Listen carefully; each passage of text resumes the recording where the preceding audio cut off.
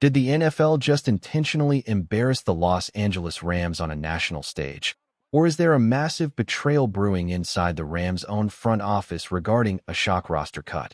Before we dive in, smash that subscribe button if you want the fastest NFL updates on the planet. We have to start by talking about an absolute disaster that just unfolded over the weekend, and it has the entire fan base completely fired up. Are we seriously watching a multi-billion-dollar league fail at basic laundry? Let me break down exactly what happened at the recent NFL rookie premiere. If you are not familiar with this event, it is highly anticipated every single year.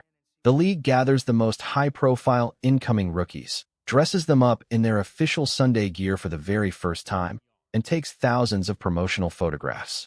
It is supposed to be a masterclass in marketing. Instead, it turned into an insane laughingstock for Los Angeles.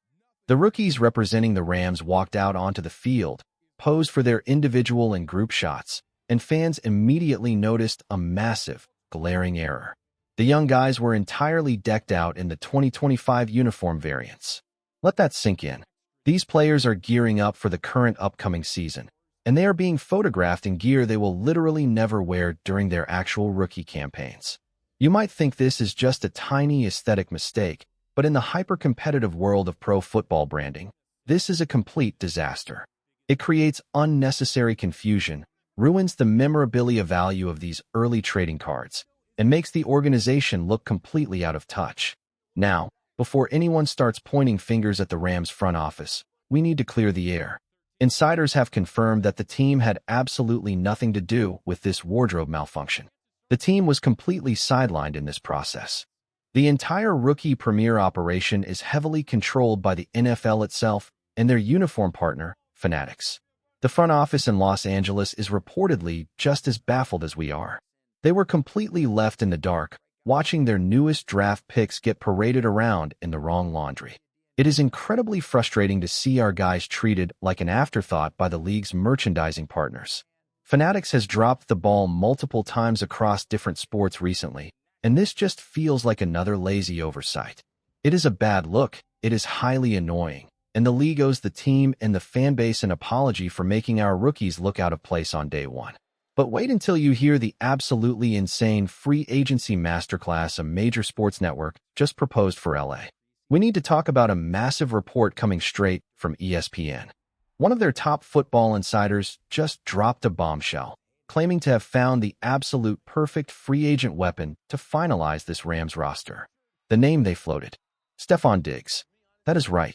The former elite route runner is currently sitting on the open market, and national analysts are convinced that Los Angeles is his ultimate destination.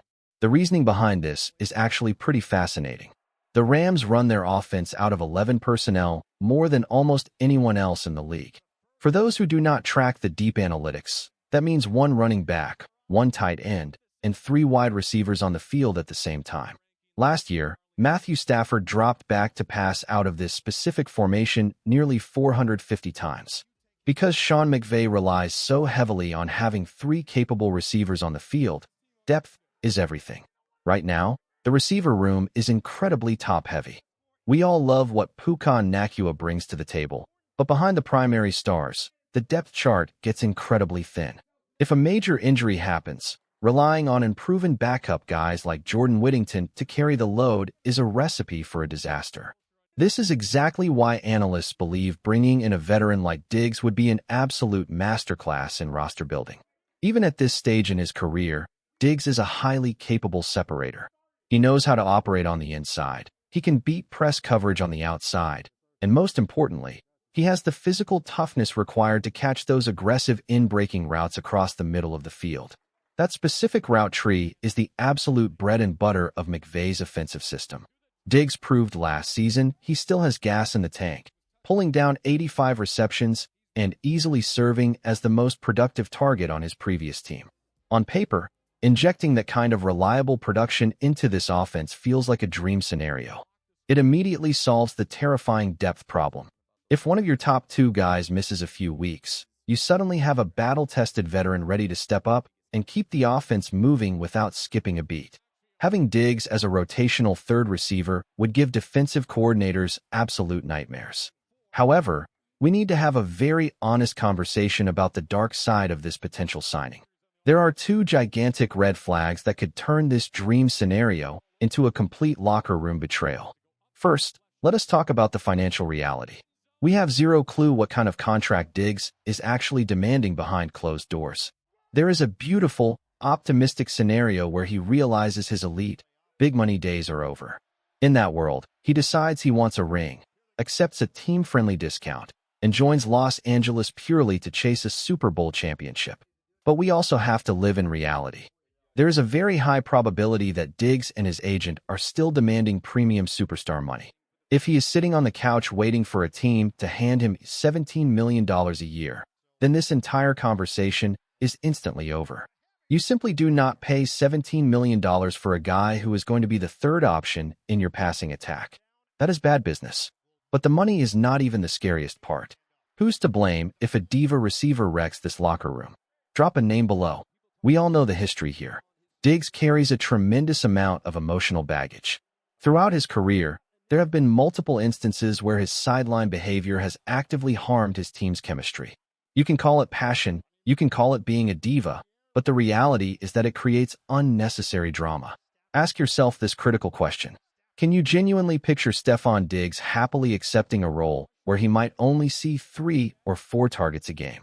What happens in Week 6 when Puka is getting force-fed the football, the run game is clicking, and Diggs is completely ignored for 3 straight quarters?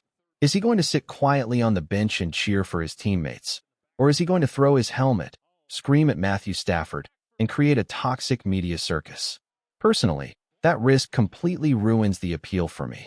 I would much rather roll the dice with a hungry and proven young guy who is grateful just to be on the field, rather than babysitting a disgruntled veteran who thinks he should still be the center of the universe. The talent is unquestionable, but the potential for a catastrophic chemistry breakdown is simply too high. I am passing on this idea entirely, but it certainly makes for an intense debate.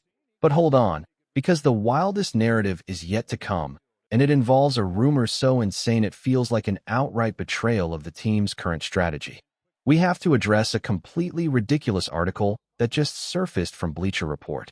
One of their writers put together a massive list detailing one surprise cut candidate for all 32 NFL franchises. When they got to the Rams, the name they threw out was tight end Colby Parkinson. Let me be perfectly clear. This is pure, unadulterated nonsense. Sometimes, sports writers are sitting at a desk facing a tight deadline. They look at a roster they do not truly understand, and they just throw a dart at a wall hoping it sticks. That is exactly what happened here. The logic presented in the article goes like this. Parkinson had a decent season last year, pulling in over 40 catches and scoring a solid handful of touchdowns. However, the writer claims that because Los Angeles has drafted several tight ends recently and handed Tyler Higbee a contract extension, the tight end room is suddenly way too crowded. The article suggests that by cutting Parkinson right before the season starts, the team could magically save $7 million against the salary cap. This theory falls apart the second you apply any actual football knowledge to it. First of all, Los Angeles is in a fantastic spot financially. They have absolutely no desperate need to free up $7 million right now. There is no mystery superstar sitting in the shadows waiting to take that exact chunk of change. If they needed to restructure contracts to free up cash for Matthew Stafford or a key defensive piece, they have plenty of other, smarter ways to do it without gutting their offensive weaponry. More importantly, cutting Parkinson would be a massive betrayal of the actual offensive game plan. If you follow this team closely, you know exactly how the tight end hierarchy is shaping up heading into training camp.